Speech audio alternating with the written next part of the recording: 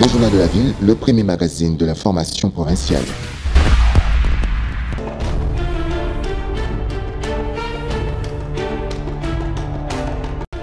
Merci de faire confiance au Journal de la Ville, mesdames et messieurs. Voici les titres. À Yokohama, au Japon, la première ministre Judith Suminwa a reçu en audience ce mercredi 20 août par le président angolais Joao Lourenço, président en exercice de l'Union africaine. Judith Suminwa lui a transmis le message de son homologue Félix Antoine Tshisekedi, président de la République démocratique du Congo. C'est tout pour les titres. Mesdames et messieurs, encore une fois, bienvenue dans ce journal. À Yokohama, au Japon, où se tient la 9e édition de la conférence internationale de Tokyo pour le développement de l'Afrique TICAD 9, la première ministre Judith Suminwa reçue ce mercredi 20 août 2025 par le président angolais Joao Lourenço, président en exercice de l'Union africaine, lui a transmis ce mercredi 20 août 2025 le message de son homologue Félix Antoine Tshisekedi, président de la République démocratique du Congo. J'ai eu l'honneur de rencontrer le président Lourenço, président de l'Angola, mais aussi président en exercice de l'Union africaine. J'ai eu l'opportunité de lui faire part d'un message de son homologue et frère, le président Félix Antoine Tshisekedi. Et nous avons évidemment passé en revue la situation sécuritaire du pays, le processus de paix qui sont en cours aujourd'hui, non seulement l'accord de Washington, mais le processus de paix à Doha. Et nous avons eu aussi à échanger sur différents partenariats, accords commerciaux que nous avons déjà ou que nous sommes en train de finaliser avec l'Angola. Notamment pour les questions des hydrocarbures, là, l'accord a été fait et nous sommes en discussion sur d'autres secteurs tels que la pêche ou autres.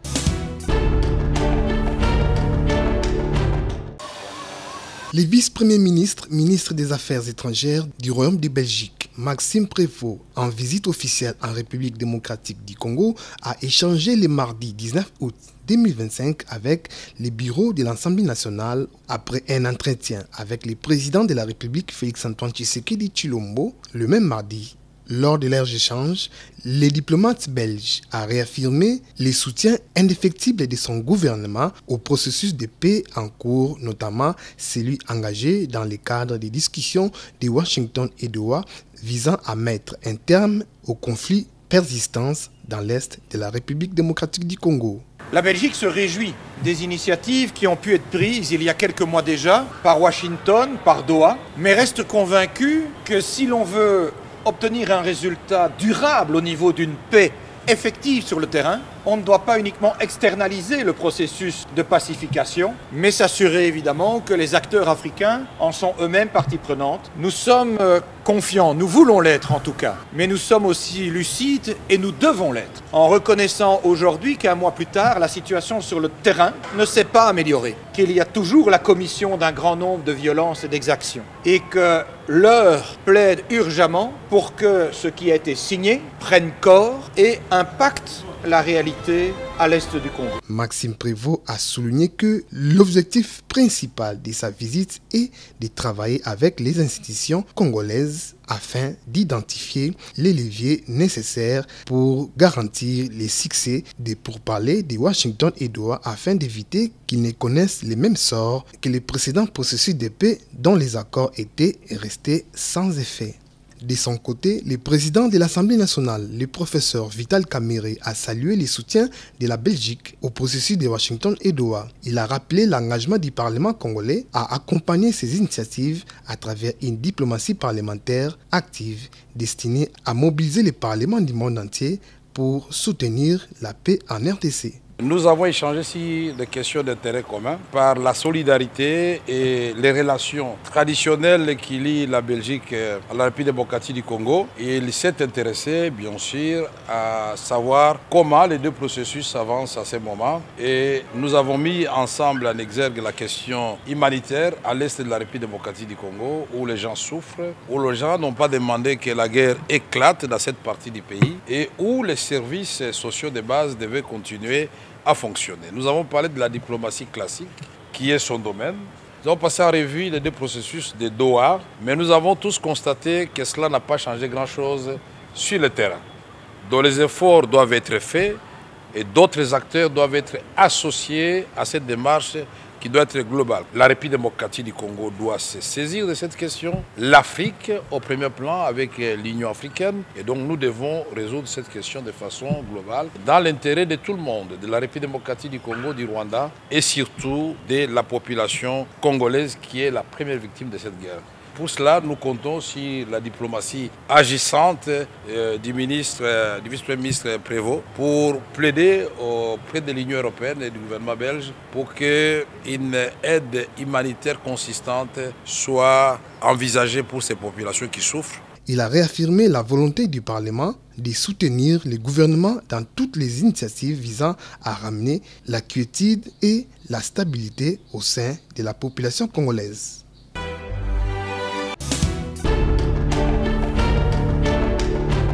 Le vice-premier ministre en charge de l'Intérieur, Sécurité, Décentralisation et Affaires coutumières, Jacquemain Chabanné-Loukobi Yango, a reçu ce mardi les représentants du parti Ensemble pour la République de Moïse Katumbi. L'exécutif de ce parti de l'opposition était invité pour clarifier l'autorité en charge de la gestion des partis politiques sur le récent rapport du groupe d'experts des Nations Unies du 3 juillet 2025, adressé au président du Conseil de sécurité des Nations Unies par le groupe d'experts sur la RDC, évoquant des liens présumés entre le leader d'Ensemble pour la République et le mouvement rebelle M23 AFC.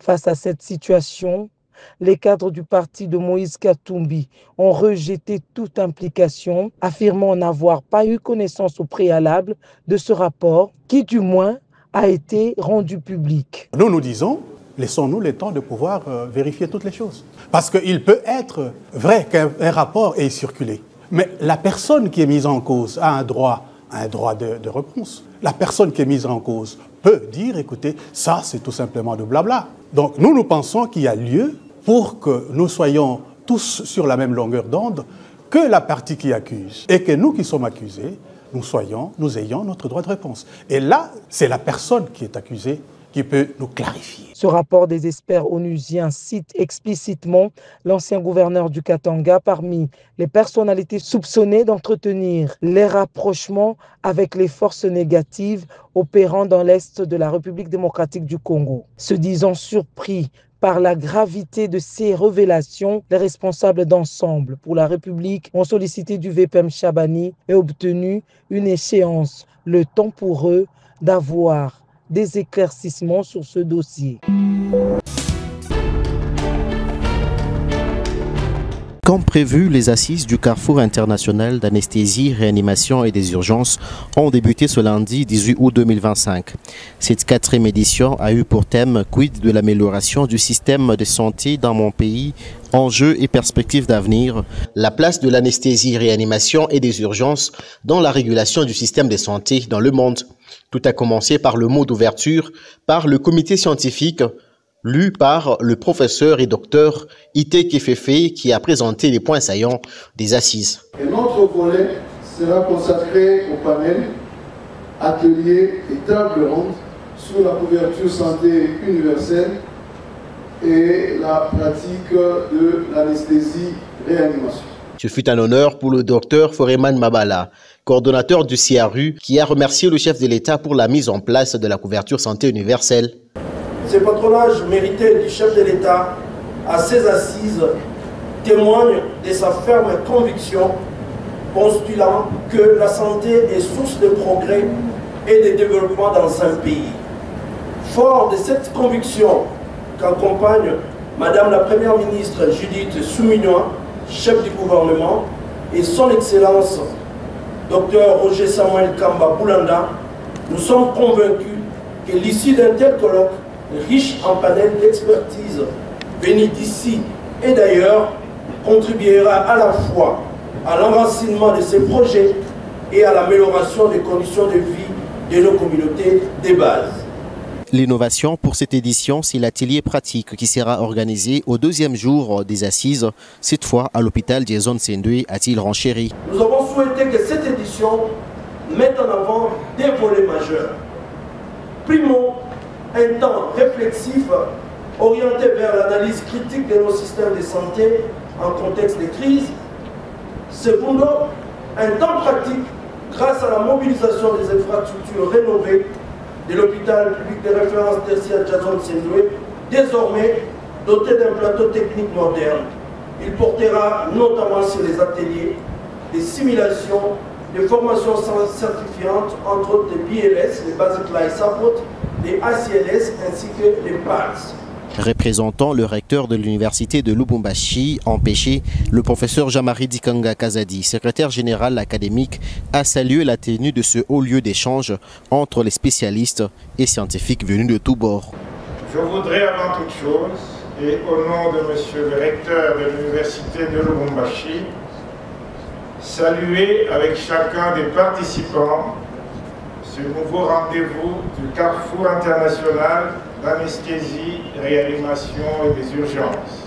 Les assises ont été lancées officiellement par le professeur et docteur Joseph Sambi Boulanda, ministre provincial de la Santé représentant le gouverneur intérimaire Joe Katonga.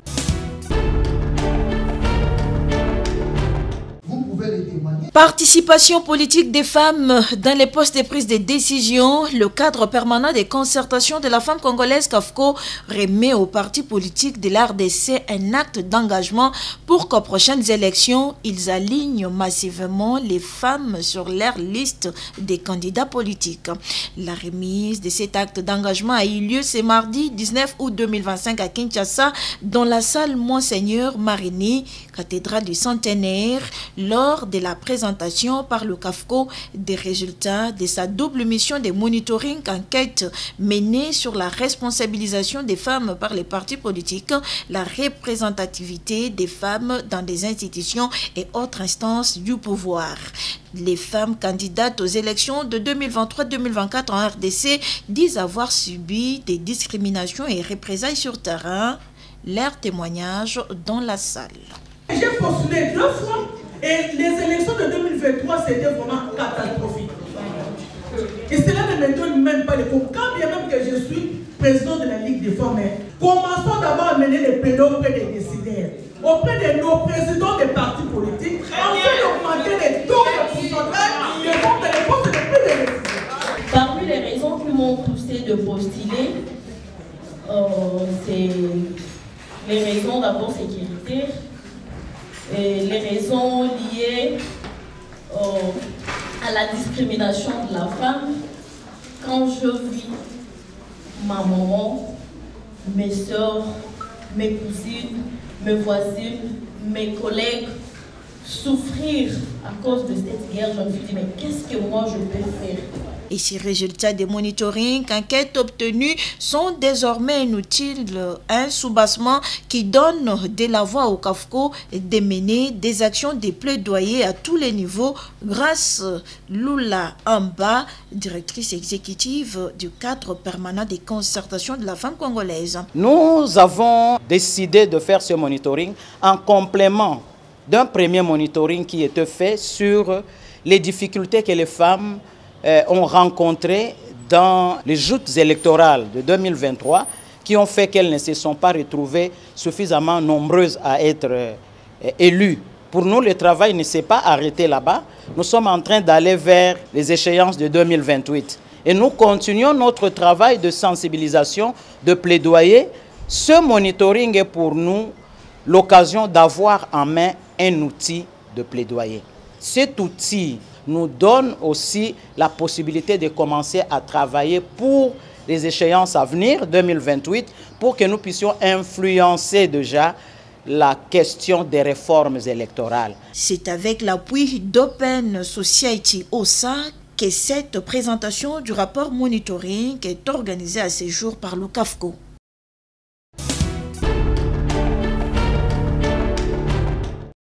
Techniciens, vendeurs, coiffeurs, peintres, domestiques, boulangers et autres désormais peuvent pousser un ouf de soulagement après avoir été dans des situations de travail difficiles où leurs droits n'étaient pas respectés.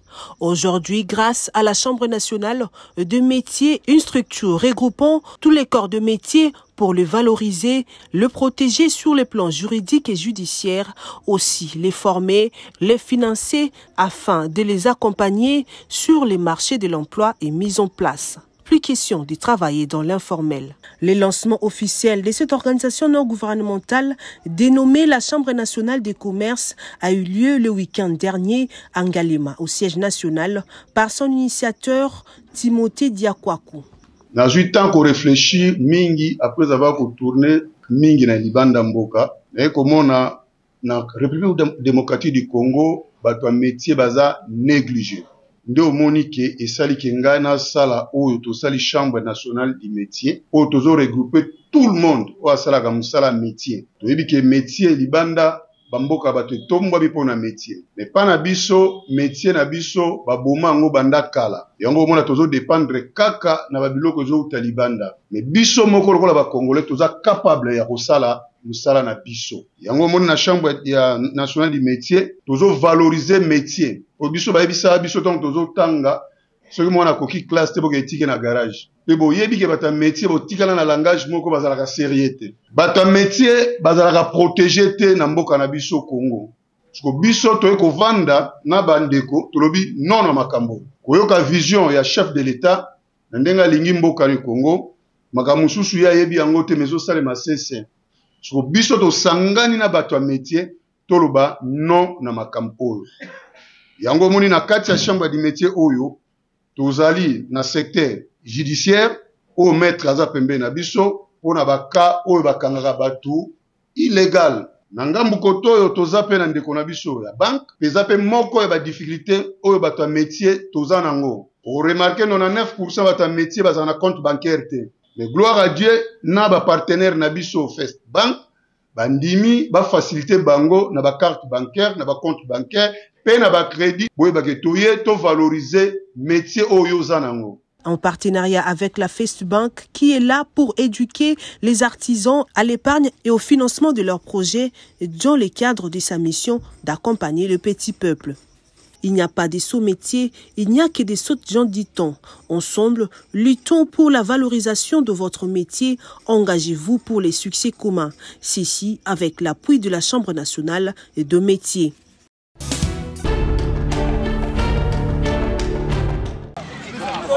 Et comme prévu lors de la réunion du lundi 11 août dernier, le football club Bazar a retrouvé les chemins des terrains ce jeudi matin à Livoulou, sous ses regards admirateurs de Vonvon Lessedjina, président du club. Une rentrée placée sous les signes de la motivation, du renouveau et d'une préparation intense pour mieux aborder cette nouvelle saison. Ici, tout le monde parle le même langage. L'objectif est de finir premier du championnat de l'entente urbaine du football Lipopo, 3e division. Les joueurs sont conscients et savent ce qu'ils doivent faire pour y arriver.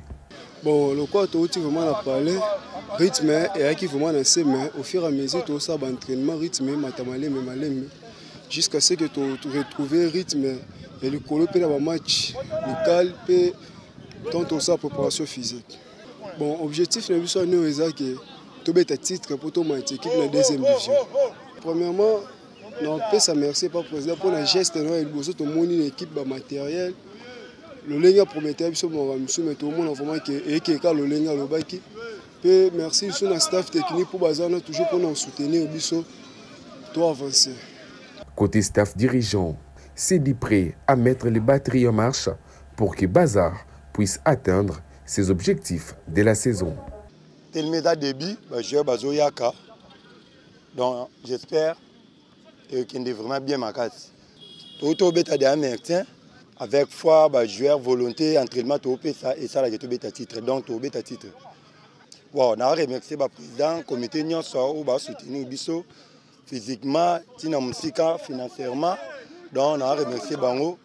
Bon, bah, on a décidé tout ça là, bon, ça là, comme il faut, tout ça là. Au programme de cette première matinée, tests physiques, remise en jambes et première touche des balles, une reprise en douceur en attendant d'intensifier petit à petit. Question d'exécuter les programmes complets de préparation jusqu'au début des championnats.